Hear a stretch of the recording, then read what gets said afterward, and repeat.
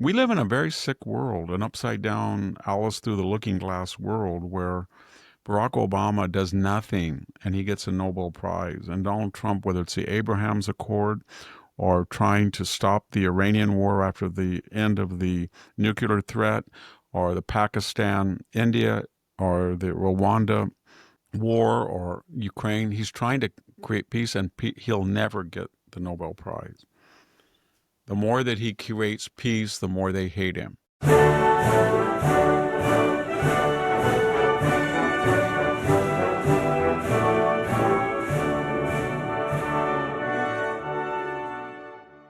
Hello and welcome to the Victor Davis Hanson Show. This is our Friday news roundup, and there is lots of news this week. Trump has been making news every week, all the time, anytime, as everybody knows. He did have a cabinet meeting, but we do want to look at Zoran Mandami first, and then also the storm in Texas that took more than 100 lives. So stay with us, and we'll be right back after these messages. Welcome back to the Victor Davis Hanson Show. Victor is the Martin and Neely Anderson Senior Fellow in Military History and Classics at the Hoover Institution and the Wayne and Marcia Buskey Distinguished Fellow in History at Hillsdale College. You can find him at his website, victorhanson.com. Please come join us there. The name of the website is The Blade of Perseus, and it does have all of Victor's works there. It is his official website, and there are links to his books as well. So please come join us. So, Victor, I know that there's been a lot of news out on Zoran Mandami. The things I picked up on this week that I thought were new was that he visited a mosque after the imam in the mosque said that Israel should be annihilated. And then he has also threatened that he would arrest Netanyahu if Netanyahu came to New York City. Yeah, the thing to keep in mind about him is he is a leftist communist, and I use that term very carefully because he did say in Marxist terminology that he wants to seize the means of production. I don't know what that means, Tesla dealerships, Trump Towers. So that's not hyperbole. But the problem with him is he is a child of privilege. As we pointed out before, when he said he wanted to go after richer, whiter neighborhoods, he's also not that bright. He's glib, but not that bright. Because everybody knows when you look at statistical analyses of per family capita income, Indian Americans, i.e. him, the Mamdanis, are the richest of all. But now that he's in the spotlight, everything he's posted, so he talked about an ISIS member who was unfairly treated by the United States. He said he apparently filled out applications where he said he was African American. He was trying to game the system just because he's an Indian American who happened to be born in Uganda. He thought that would work. It didn't work. He didn't have great SAT scores. We're told he was a genius. In addition to that, he didn't make it, but he trafficked in a video making fun of Hanukkah. He had all of these Indian actors, and it was like a minstrel show. Can you imagine if anybody did that about Ramadan? He would be outraged. And now we learned that he also trafficked in photos where people were flipping the bird at the Columbus statue.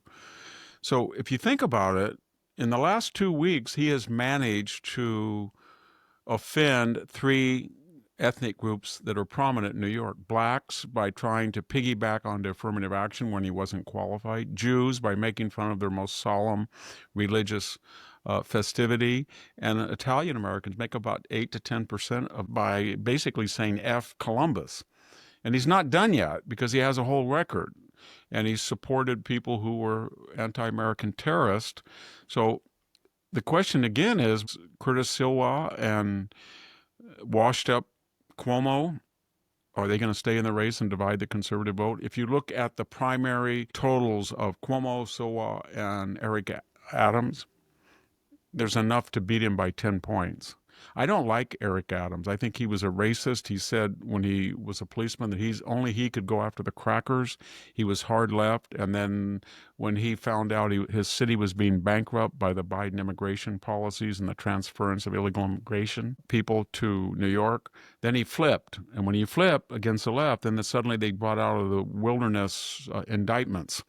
Probably was culpable of getting Turkish government money, but it wouldn't have ever happened had he not crossed them. But he's the only chance that they have to stop this Marxist. A lot of you on the conservative side, you feel like this is good because they get what they deserve. If they want to, it's only going to discredit the Democratic label. That's partly true, but New York is an iconic city. And it's an all-American city, and you don't want it going down the tubes from this faker. So we'll see what happens, but each day we learn more about Mr. Mamdani, and it's not good. He's one of these people like Barack Obama. His father got everything from the government. He came over here, and he was a leftist, and from Kenya. And the same thing with Obama. Apology tour, all that. And then we get Kamala Harris. Her father came from Jamaica. He was a Marxist professor. He got everything, affirmative action. Then Kamala is leftist and very critical. And then we have not only need to get into the Ilhan Omar family, all the scholarships and special deference that she got. And I could expand that list, but what you're seeing with Mamdani is a pattern where people from, let's be candid, third world hellholes, they want to get out.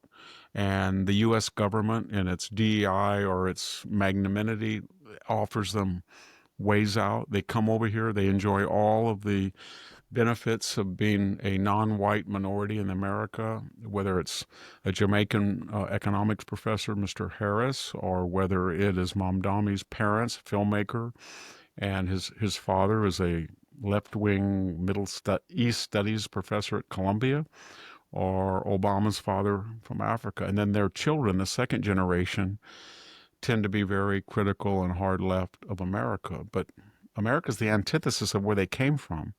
So you would think that they would appreciate, said, oh my gosh, I got special preference. I didn't even grow up in America. My kids, and they don't. And And it it's should tell very people sad. about human nature that so many people look at magnanimity as weakness to be exploited and not to be respected and returned in kind. Yeah, that would take a little bit too much elevated thought, Victor, for those people that you just mentioned. So let's move on to the big tragedy this week, the storm in Texas that flooded the Guadalupe River. More than 100 people died. The river rose 26 feet in 3/4 of an hour in the dead of night. And so a lot of kids in a camp lost their lives and other people as well. And I was wondering your thoughts on the news on this real tragedy here. Well, there's the truth, and then there's the media constructs. Not just, I could say, the left wing or Democrat. It's not. It's the media, too. So the truth is that the National Weather Service and NOAA gave alerts 24, 36 hours. If you look at their maps and you read their alerts, flash flood warning, dangerous conditions.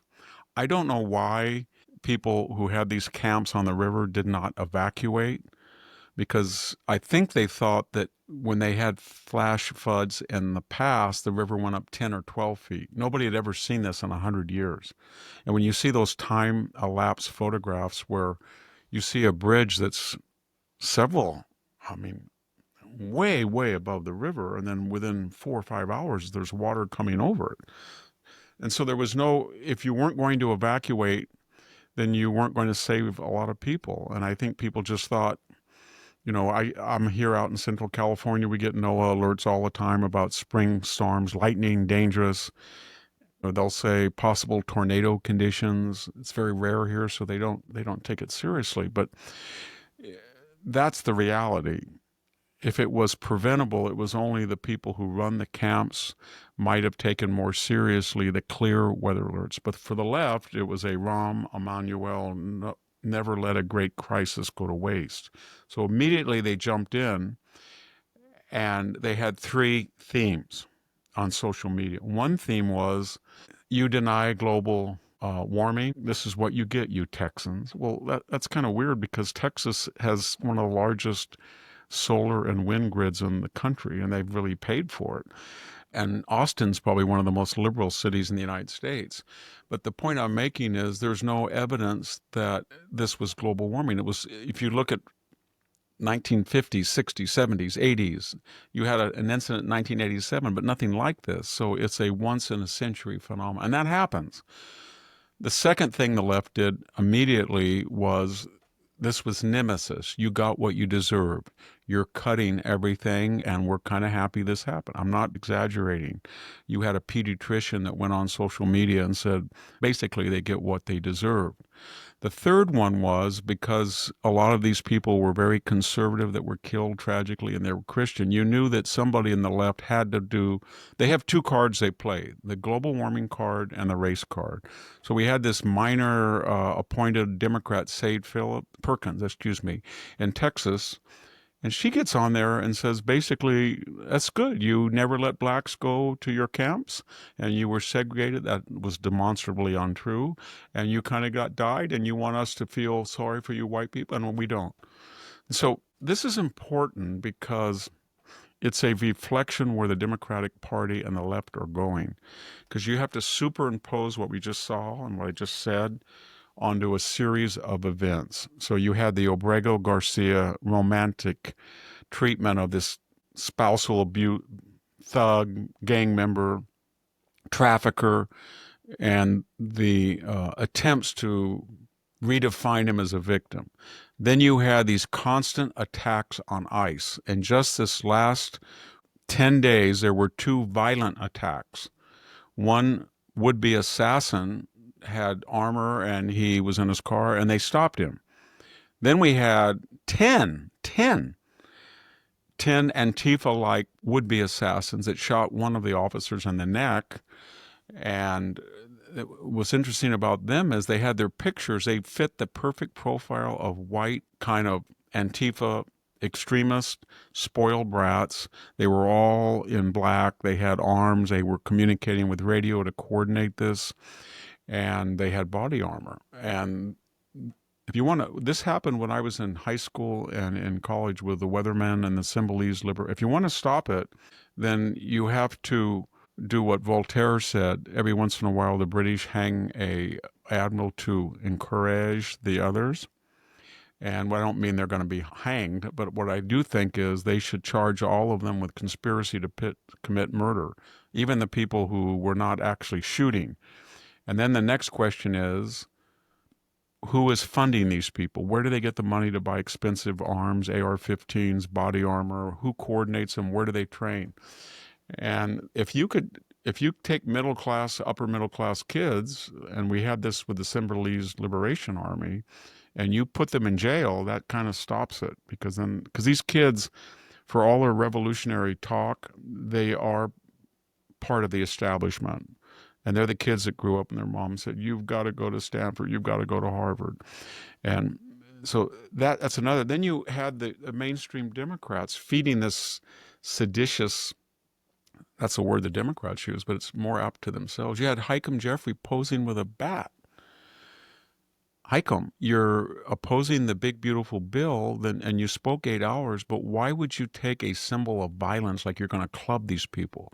And this happened at the same time that members of your Democratic Congressional Caucus met with town hall people and grassroots. And we don't know if it's true or not because it was off the record, anonymous, but your own Democratic people said, these people are kind of crazy. They're asking us to be shot and take a bullet. We don't know if that's true or not because the Democratic Party is it's not like Jasmine Crockett and AOC or moderates, but they're trying to claim now, well, we're only like this because we have this lunatic hardcore base. So just to finish, what sums all this up? The obvious exegesis is they have no power. We had a district judge, and we have been told for the first 5 months that Donald Trump has executive orders, and that's why district judges are going after them to stop them. But if there was congressionally approved legislation, constitutionally correct, then they couldn't do anything. Well, we had the big, beautiful bill pass. And what had happened? The Planned Parenthood people went to a Obama-appointed DEI judge and tried to get an injunction to stop it. Well, this isn't an executive order. So it shows you that these people are renegades, and there's people talking about impeaching that judge for trying. I mean, that's unheard of. That you go in there and you wait to a congressionally approved major bill, and then you immediately nullify it nationwide when you have this limited jurisdiction. Right after the Supreme Court has said you can't do that, and then so they don't have power. They don't have the House. They don't have the Senate. They don't have the White House. But there's another thing that's going on that's showing how crazy they are. Well, actually, two. One is Donald Trump had, I think, acknowledged by many people, the best 20 days of any president in modern history.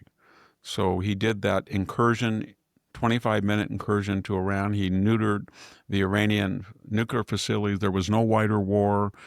Now he's negotiating. He's not pro-Putin. He's hard on Putin. He's trying to leverage Putin by giving arms to the Ukrainians against the wishes of his base. He's looking at Gaza, and there's about 500 to 700,000 Gazans who want to follow a group of sheiks and cut a deal and make their own enclave, independent in Gaza, analogous to something and the West Bank, what we see of the 2 million Arabs who are living inside Israel. So he's doing that. He passed the big, beautiful budget bill. The economic news came out, unexpected tariff, high income, good job growth, unexpected. We have to use the word unexpectedly because the media always says this isn't true. Wall Street hit record highs, was not supposed to happen. Inflation low. And in addition to all of that, basically zero illegal entries. Nobody would have believed that he could go from 10 to 12,000 a day to none, maybe 50, and they're not making it through. And this is coupled with something we also don't talk about. When we came in, we were told by our military grandees, oh, we're short 45,000 troops. It's not those commercials with pregnant flight suits. It's not the trans commercials. It's not the DEI hiring. It's not Mark Milley and Lloyd Austin talking about white rage, white privilege. It's none of that. It's because suddenly people got fat. Suddenly they got tattoos. Suddenly they went into gang members. Suddenly there's very low unemployment. So we just can't compete. And with the ones we get, we can't. No. As soon as Donald Trump came in, they canceled all of those politically correct things. They started renaming ships to people who really served the military and were heroic, not Harvey Milk. I won't get into that. And they started to appeal to that. They basically said to the white working class, rural class, and Mexican and black rural class, but mostly the people who were responsible are the targeted demographic that the Biden administration went out after when they said they were going to investigate them. The multi-generational combat people, the people that die at double their numbers in the demographic, and they want to go and count. They said, you're not culpable. You're not a racist, and you're going to be judged on your expertise and military efficacy, not your gender, your sex, your sexual orientation, your race. And lo and behold, it's just like illegal immigration. We need comprehensive immigration. No, you need a new president. Well, we can't recruit people. We just have to get used to the new demographic. No. You need a new military leadership. And so you put all that together. I could go on, and that is driving the left crazy. That he is very, very successful. Finally, out of breath. He's not doing what he did the first term. He addressed symptoms. He said, we're going to try to build a wall because of illegal immigration. We're going to try to find a university that doesn't disclose, like Stanford, Chinese. This time they got, in the wilderness years between 2021 and 2025, Trump and his advisors sat down and they said, why are these people so crazy? What caused the transgender nuttiness? We've got to address the symptoms. Not the symptoms, the causes of the symptoms. It's the universities. They are training an elite, and they're getting away with murder. They're not honoring the Bill of Rights. They're not honoring First Amendment rights, free speech. They are violating the 2023 Supreme Court ruling on racial prejudice and bias. They are gouging us on grants. They're charging 55% overhead, on and on. They're having all of these foreign students from illiberal regimes are not even giving back. Let's hold them to account. Let's look at the foundations. Let's look at endowment income at the universities. And then let's look at PBS and NPR, these megaphones that are propagandistic. And then if we have illegal immigration, let's just not build a wall. Let's just look at Mexico. Let's just look at Mexico and say, Ms. Scheinbaum, do you want to have $63 billion in remittances, or you want me to tax it?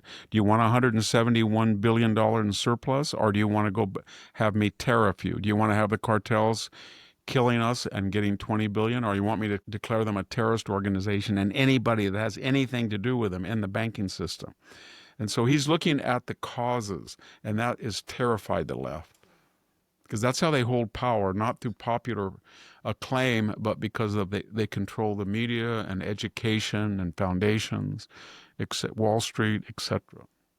Yes, and Donald Trump is doing it all with his velvet glove, as has become his way, and I admire it. So, Victor, the one last thing I wanted to just note about all of this Democratic warring with ICE is they always fill us with the rhetoric of Hitler and tyranny, and they're really the ones that look like the brown shirts of the Nazi party when these things are taking place, that they have their Antifa and the Nazis had the brown shirts. So they are the real.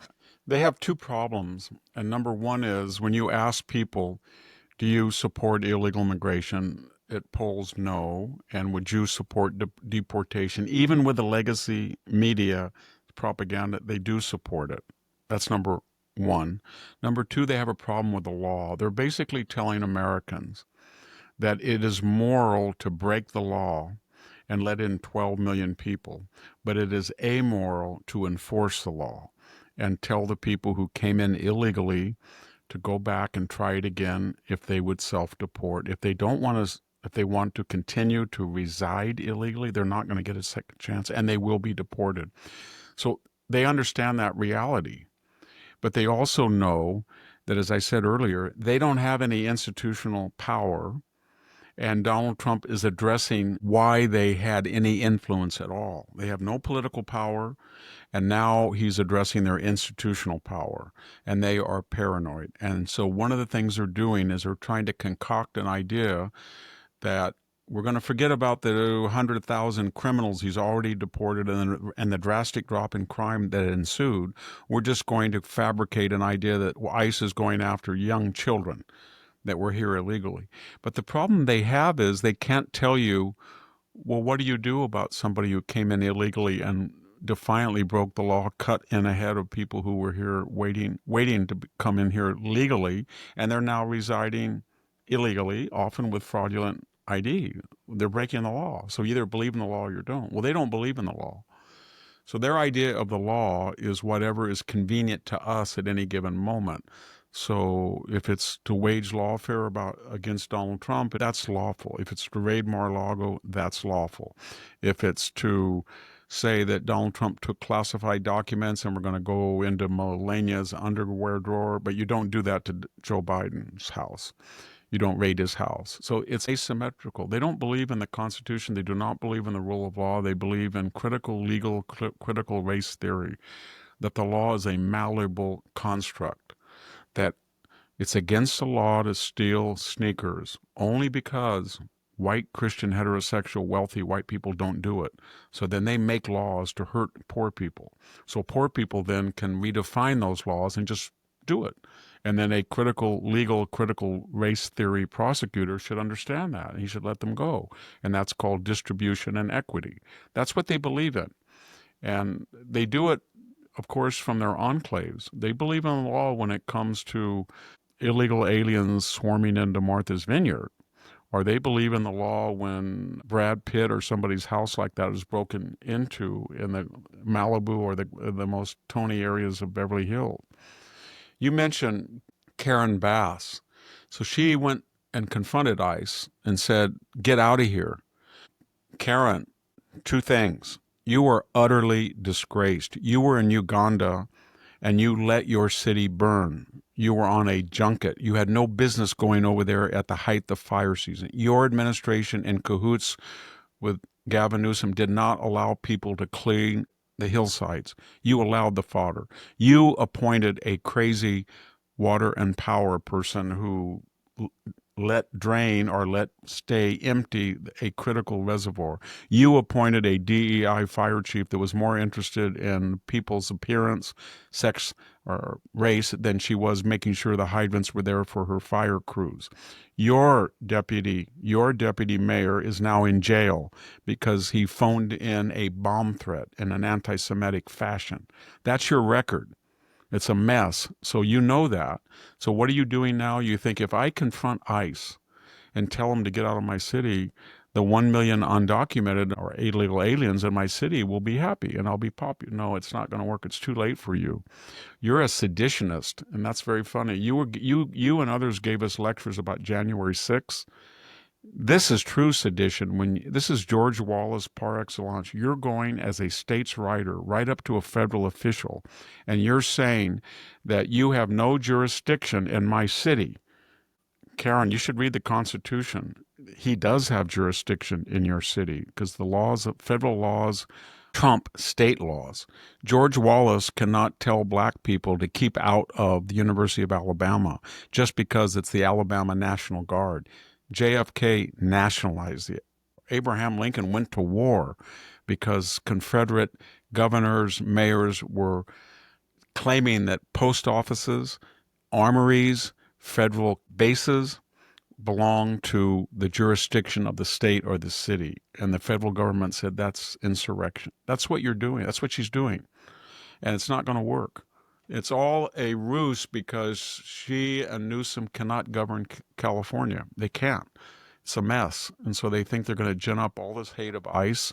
There's going to be, I hate to say this, but there are going to be ICE people killed unless people speak out and start to tell Gavin Newsom and Karen Bass and others that we hold you directly responsible for your rhetoric. And we're not going to allow people to shoot at an ICE patrol person or enforcement. If they try to do it, we're going to file felony conspiracy to commit murder charges.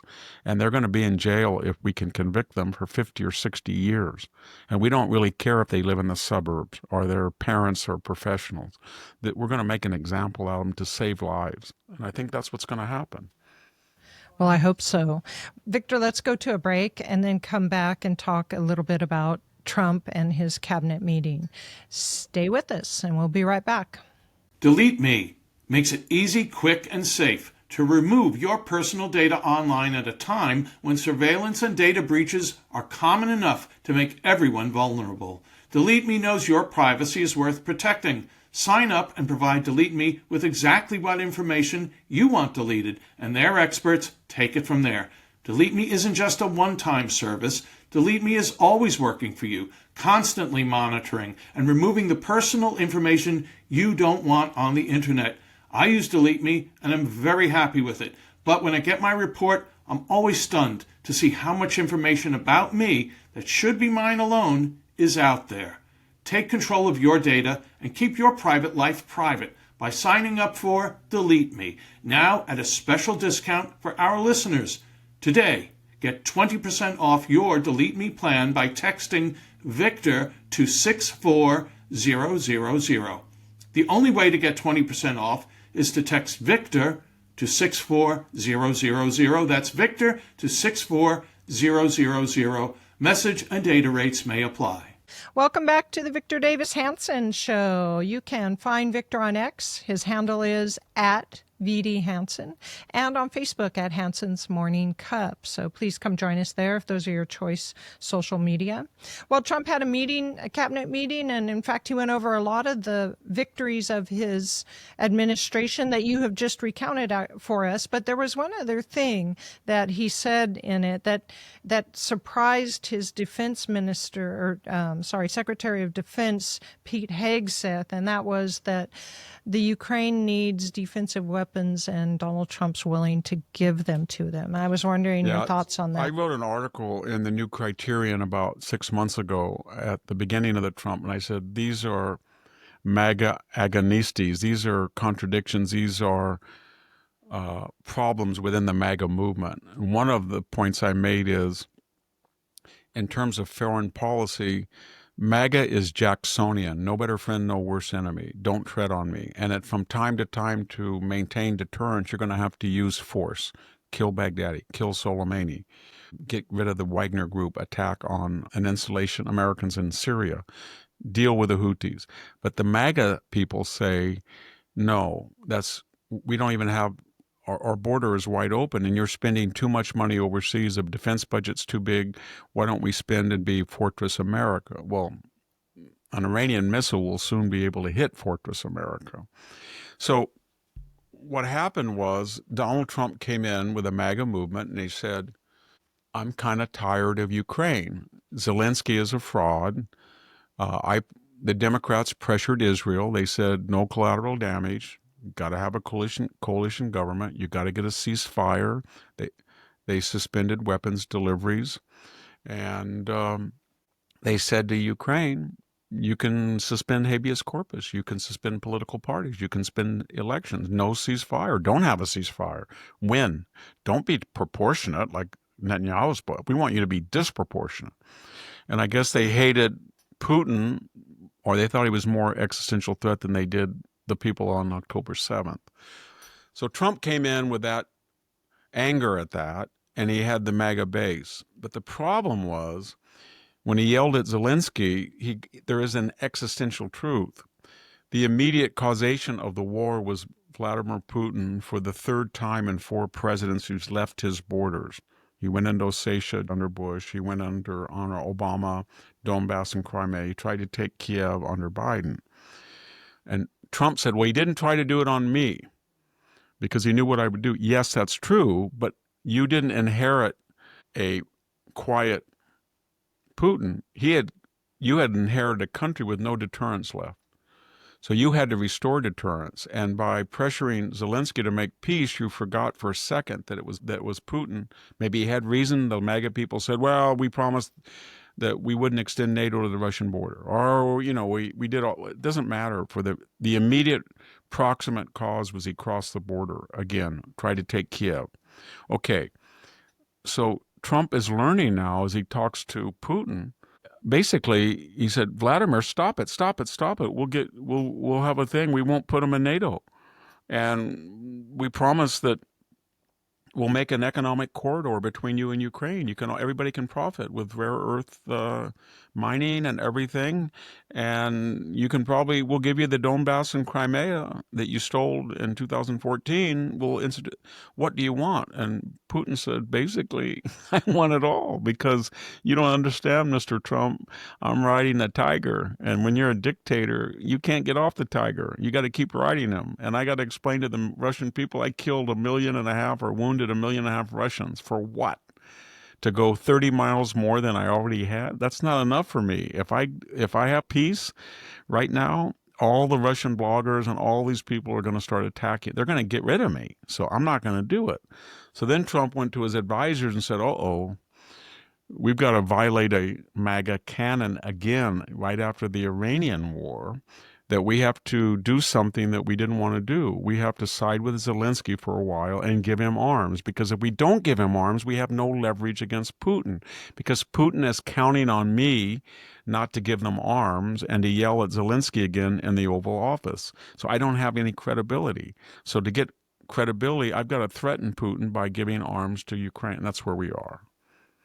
It's a lose-lose situation. It's not Trump's war. He inherited it from a weak, demented president, and he's going to have to create a credible deterrence with Ukraine. And I think he's going to try to give them Patriot missiles, but he's got a good point. We're so depleted because we have not rearmed ourselves, and we had to give a lot to Israel, and our means of production is sluggish of Patriot missile production.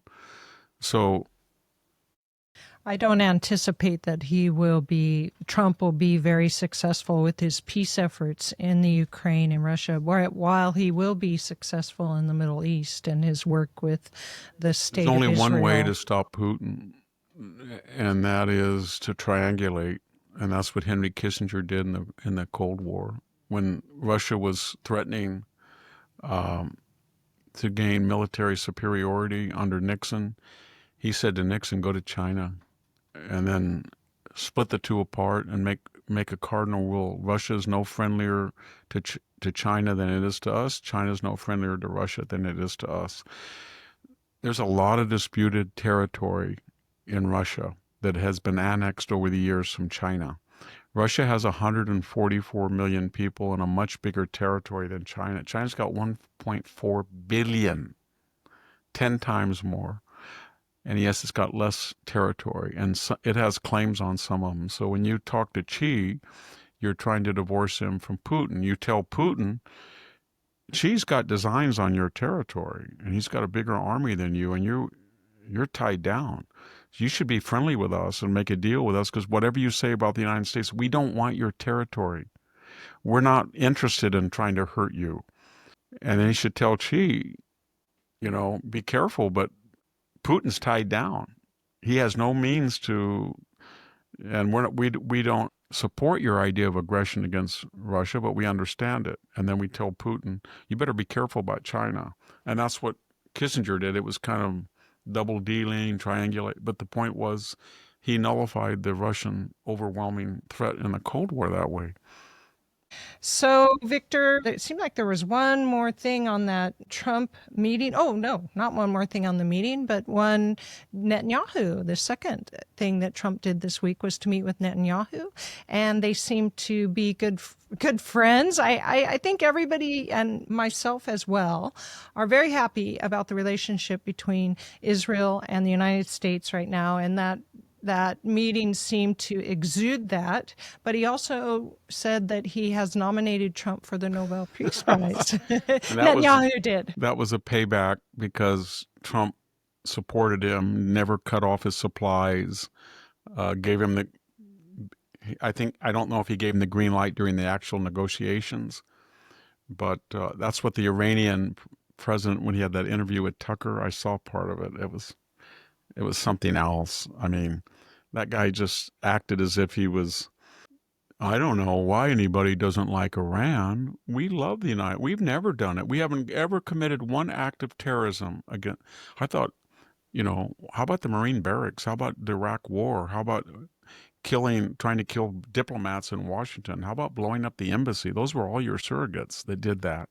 But anyway, it was the idea that Trump was allowing Netanyahu to do what he had to do, and then he helped out in the 11th hour to get rid of the nuclear facility when it wasn't sure the Israelis had the wherewithal to do it. And then Trump also attacked the left in Israel and said, why are you trying to destroy Netanyahu through these bogus, I've gone through this myself, lawfare.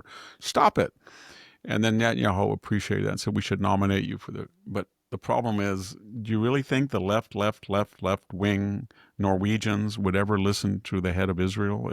If he's nominated something, they would say that person's never going to get it.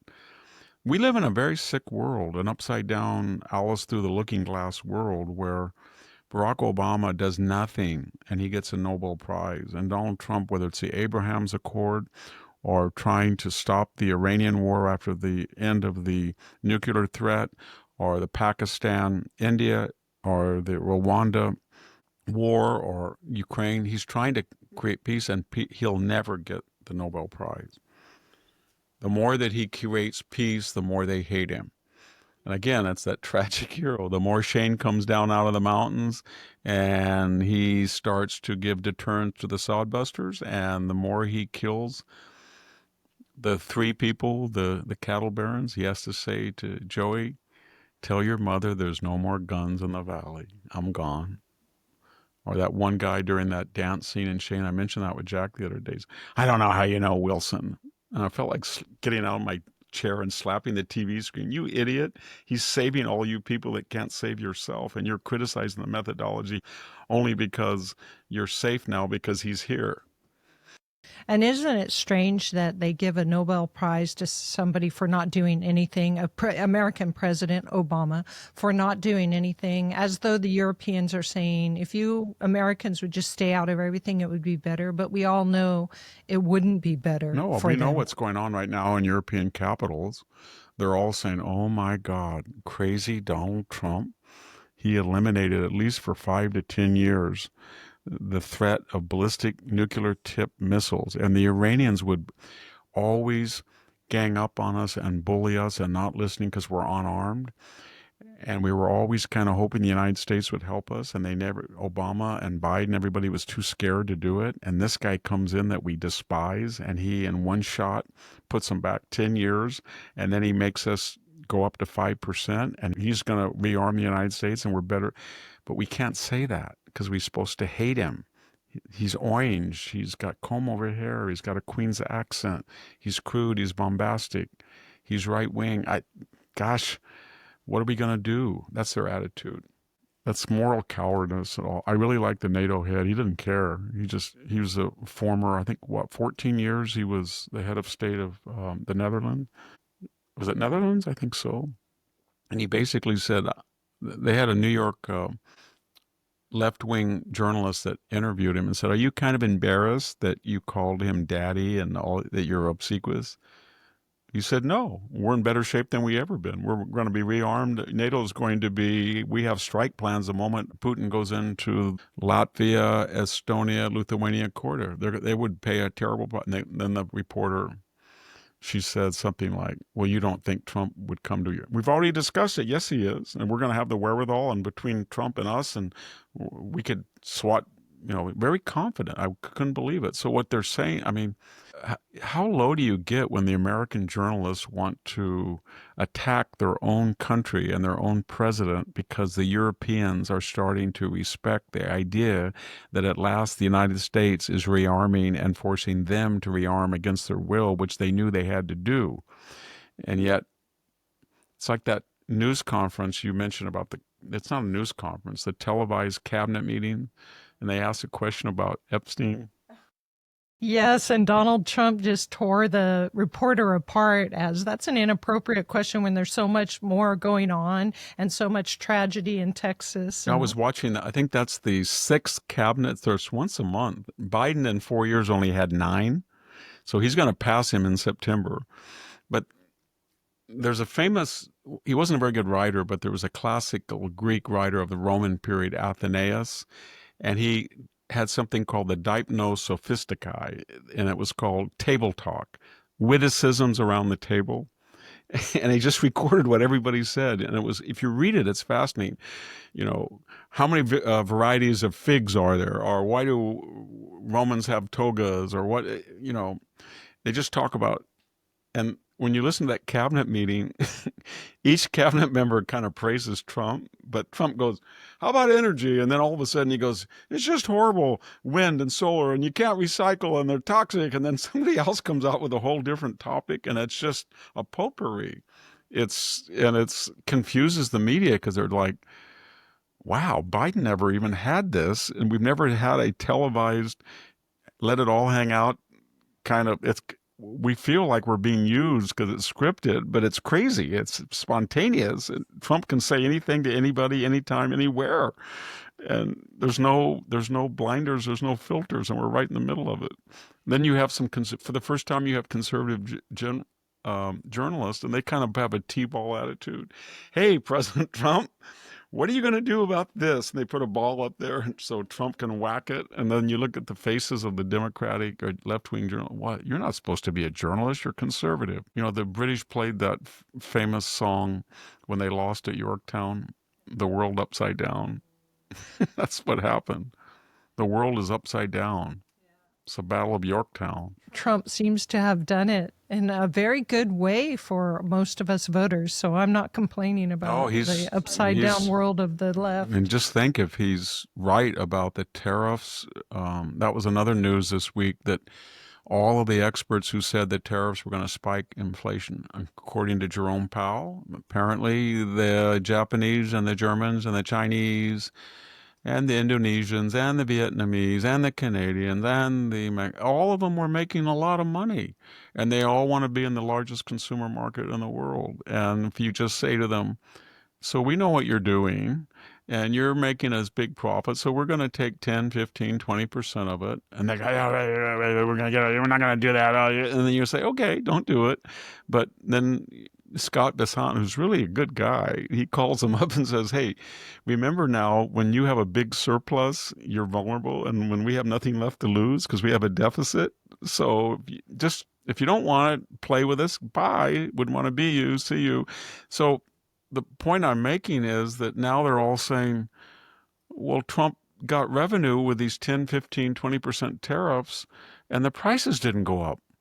Well, yeah, because they were making a huge price margin profit. So they got together and said, which is more important, making 5 to 10% on our sales to the United States instead of making 20%, or not having sales at all in the United States. And they chose to have a reduced margin and pay the tariff. And then Chairman Powell, the head of the Fed, keeps talking about tariffs are going to raise inflation. He keeps doing it and doing it and doing it. So Donald Trump said he's too late, Powell, Jerome Powell. Everybody said Trump is picking on him. He was picking on him. He didn't fire him, which would have been kind of untoward. I think he has to step down in March. But basically, if you think of all the economic indicators and you compare his lowering of interest rates under Joe Biden, you get the impression that we're paying $3 billion a day in interest. And all Donald Trump is saying, if you were to lower it by a third, we would save $1 billion. That's a third of $1 trillion in my budget.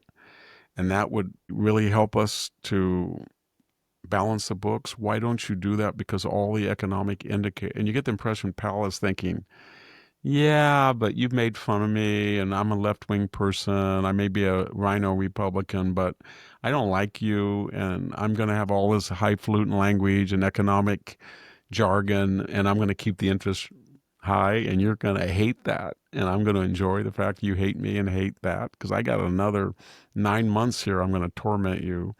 And he's really tormenting millions of Americans that want to buy a house or a car with paying artificially high interest rates. And you are not going to catch Jerome Powell making Donald Trump's administration a success. That's one of the downsides of Trump screaming and yelling at people. There's a lot of good side, because the chaos disrupts and gives avenues of new change. But a lot of people nurse their wounds, and they get so angry that they become self-destructive and nihilistic like Powell. He's not going to go down as a great Fed. 20 years from now, when somebody writes the periodic book of the Federal Reserve, they're going to look at this period and they're going to say, this guy did not lower interest rates when every economic indicator shows the economy was robust and there was no danger of inflation. Well, Victor, let's go ahead and take our last break and then come back and talk a little bit about the word that's been floating around D.C. recently. And stay with us to find out, and we'll be right back. If you want to drop extra pounds, boost energy levels, or reduce swelling in your legs and feet, then this message is for you. Pure Health Research is on a mission to make America healthy again. And 2 of their best-selling health supplements are leading the way. First is Liver Health Formula. Over 100 million Americans have a sluggish liver riddled with fatty deposits. This can kill your metabolism, pile on the pounds, and make you feel tired. Liver Health Formula takes care of all that. It supports thriving liver health with special nutrients like artichoke extract and milk thistle. This is one of the easiest ways to slim down and revitalize your energy levels. Next is lymph system support. If you struggle with fluid buildup or swelling in your legs, ankles, or feet, this is for you. This natural ingredient in lymph system support helps gently flush extra fluid and toxins out of your body. And right now, for a limited time, you can get 35% off Liver Health Formula and Lymph System Support, along with all 50-plus health supplements Pure Health Research has to offer. Head over to purehealthresearch.com and use the coupon code VICTOR at checkout. That's purehealthresearch.com with the coupon code VICTOR to save 35% on your order today. Welcome back to the Victor Davis Hanson Show. Victor's podcasts are now on video on YouTube, Rumble, and Spotify. So join us on any of those platforms if that's where you get your video content. So, Victor, the word floating around D.C. has been amnesty, that Donald Trump is planning on some sort of amnesty for the workers of agriculture, hospitality, etc. And I think he's a little bit opposed to that right now, but there's a lot of pressure on him to give amnesty to those people who have been here for some time and have been working and participating in the economy. I think that's the key. Amnesty is a weird word. It's a Greek word. In Greek, you put an alpha, we call it alpha privative, and it cancels out whatever the root is. The root comes from the Greek verb mnemnepsko, to remember. Pneuma, anything you see with M-N is usually something to do with memory. So amnesty means you just forget it. Yep, I forget what happened. So the problem is that I don't want to give amnesty, but he's not talking about citizenship. He's talking about allowing people under certain conditions to apply for a green card. The key is the certain conditions and the numbers. Those are the two things that will rile everybody. Everybody's got to remember that the 12 million who came under Biden was in addition, not to 3 or 4 or 5 like the left told us, but 20 million illegal aliens. There are about 30 to 35 million illegal aliens, and they make up part of 55 million who were not born in the United States. The other 20 million apparently are either citizens now or green card holders. So what are we talking about? We're talking about people in key industries that Trump has been told by agribusiness that you can't find Americans to do the work. And that's not just driving a tractor or picking blueberries. It's also meat packing. It's also making beds. It's also cooking, etc. Okay. So how is he going to square that circle of telling his MAGA supporters that he's giving amnesty? What he's going to have to be very, very careful. If he's going to do this, he's going to have to say the following. Of the 35 million, I'm only talking about 4 or 5 million people that can get a green card that are not going to be subject to deportation. And who are those? They have to have been here 4 or 5 years. They have to be crime-free, no DUIs even. They have to be off public assistance. They have to be gainfully, as I said, employed, and they have to pay a fine. And then they get a green card, and then they can do what they want. They can reapply every year for it, or they can try to go to the citizenship route. Under the 1986 Simpson-Mazzoli Act, only a third chose to get citizenship. I think I said in the dying citizens that citizenship and residency are almost the same now. But my point is, out of the 35 million illegals, I don't think you'd have more than 4 or 5 million. And I'm always surprised when I go into my local town and I meet somebody that I thought I knew or I was acquainted with or comes up to talk to me, and they are on the following. They're working, they speak perfect English, they're very conservative, and they've been here a long time, and they're illegal. I'm serious. I've met a lot of people like that. And they made a bad mistake, and they're perpetuating that mistake. And if they had an avenue to get a green card, I think it would be worth it, because it's not going to be a lot of people, but it would. There's another thing why it would be valuable. It would really make the left look stupid, because they're saying they want to deport everybody. But if you said to the left, well, if you're a good U.S. resident and you don't commit crimes, you don't take money from the government when you're able-bodied, and you're working and you're willing to pay a fine, then you have an avenue to a legal green card. So in other words, you're going to you're demanding that you not deport all the other people who don't qualify? You mean you're on the side of people who are able-bodied and not working, on the side of people with criminal records, on the side that people don't want to pay a fine, on the sides of people who just cross the border? Is that what you're doing? So that's what I think his team is doing. But the MAGA base will say no, no green cards. It's not amnesty. That's the wrong word. It's the chance to get a green card if you fulfill certain conditions. And speaking of immigration, if we could turn to a little bit lighter subject, and that is movies. There is a new Superman movie out, apparently, and the director has claimed his movie has a political message about immigration because Superman was an illegal immigrant, apparently. So What's the actor's name? Glenn? Is that his last name?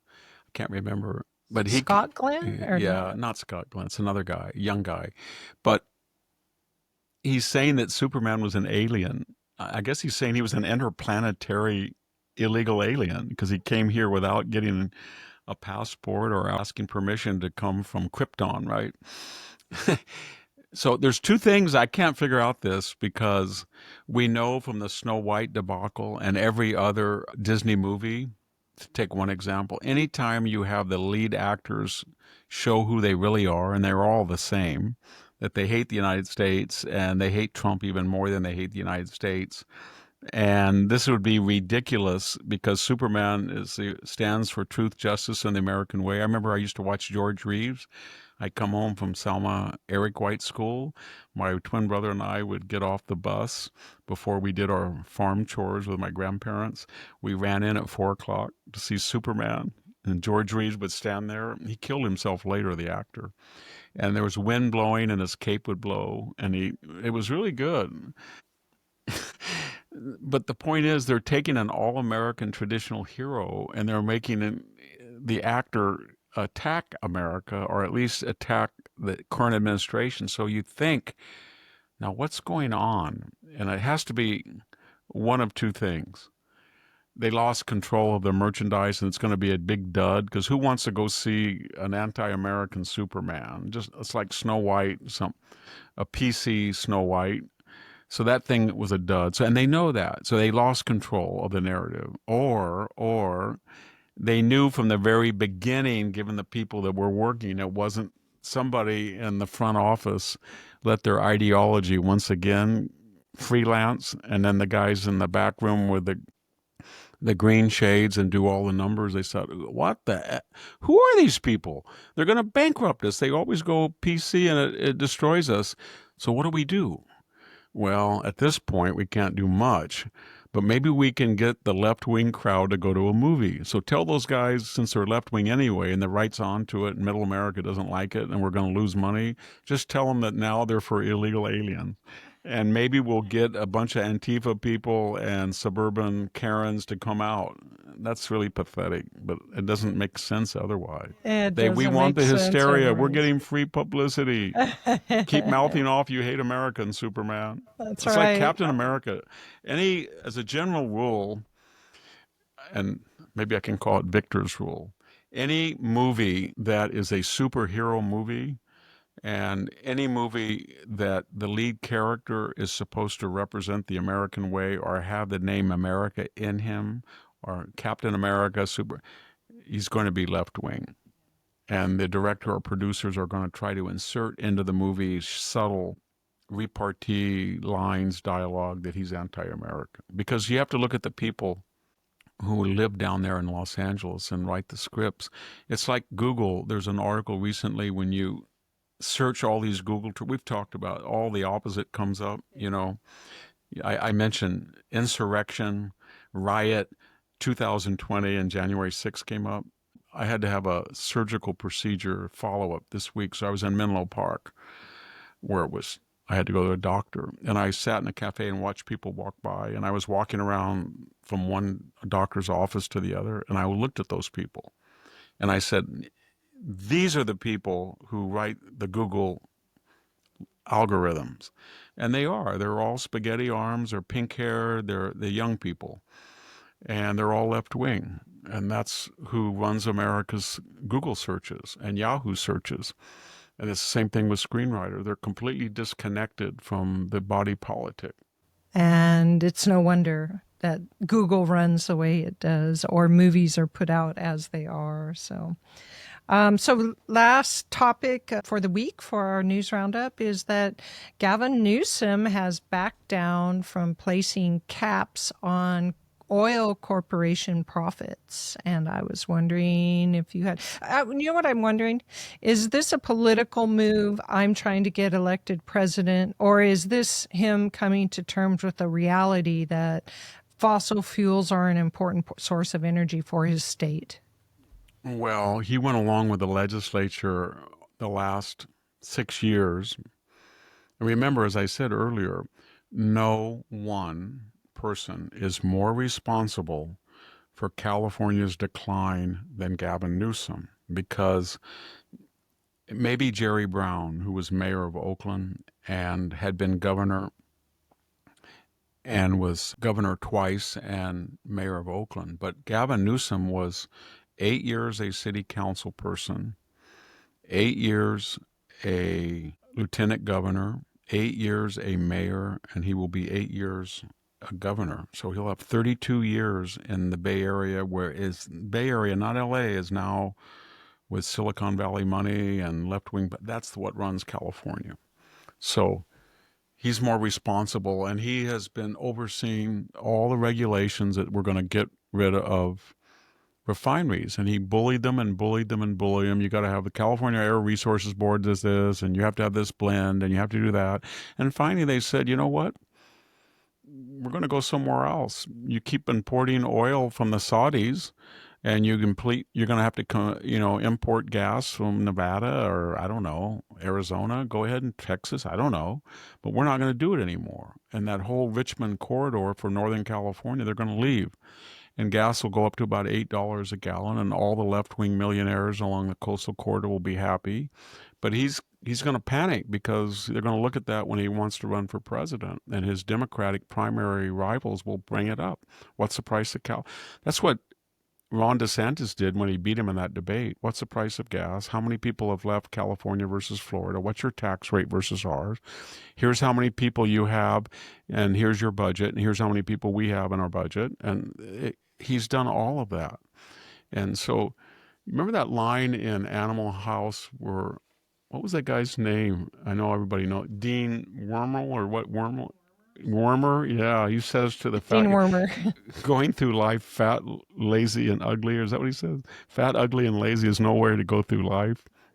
I feel like somebody should say being incoherent, incompetent, and I don't know what else, corrupt, is no way to go through being a governor, Gavin, because everything you've done, from high-speed rail to the tax rate at 13.3 to gasoline tax that you're now increasing, it's going to be it is the highest in the nation, to 40 cents a kilowatt, to Stonehenge high-speed rail, we drove home today from Menlo Park on the 152 from Gilroy to Casa de Fruta. Hasn't changed in 60 years, 70 years. I remember going 3 or 4 years old, 4 years old. And that's your legacy.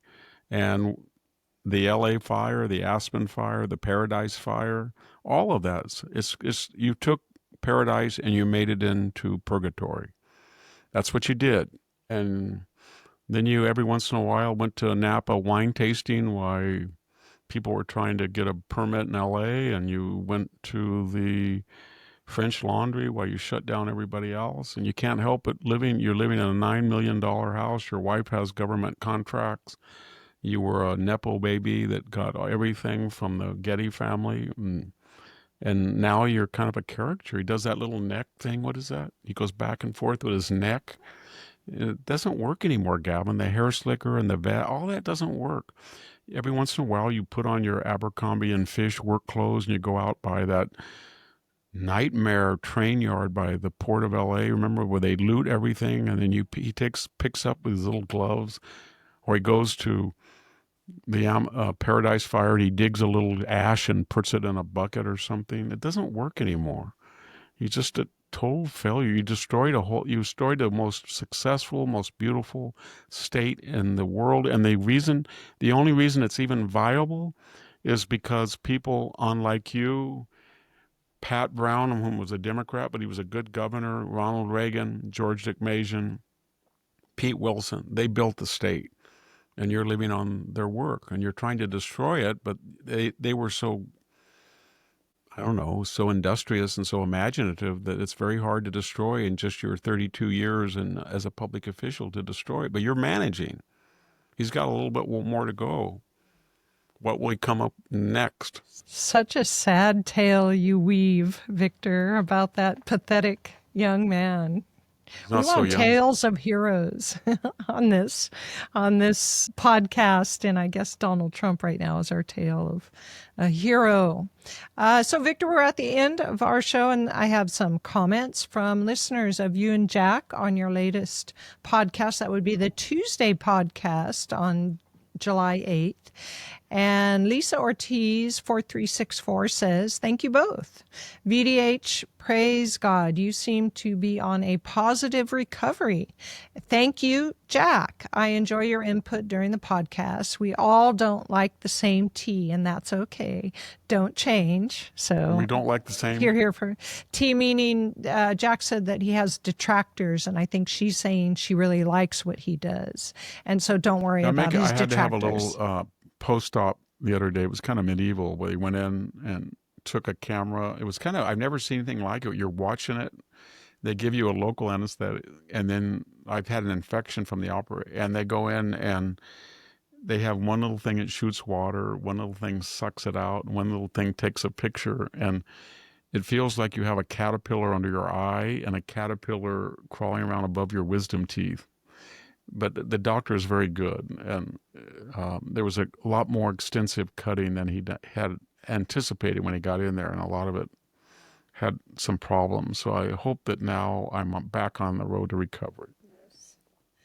Yes, so some tales from Victor's precious Not bodily precious. fluid. Yeah, I not so just did precious. operation number 10. I don't want to do 11, believe me. Yeah. Another one is Boo Lion LBS, so pounds, Boo Lion pounds. Hey, Jack, in a future podcast, can you finish the story of going for a drink on 35th and 3rd? Yeah, I bet he can. I bet he can. And C. Shelley 5658. And this was a longer one where he was saying he really likes your guys' podcast, but I like this part of it. He said, I'm a self-taught kid.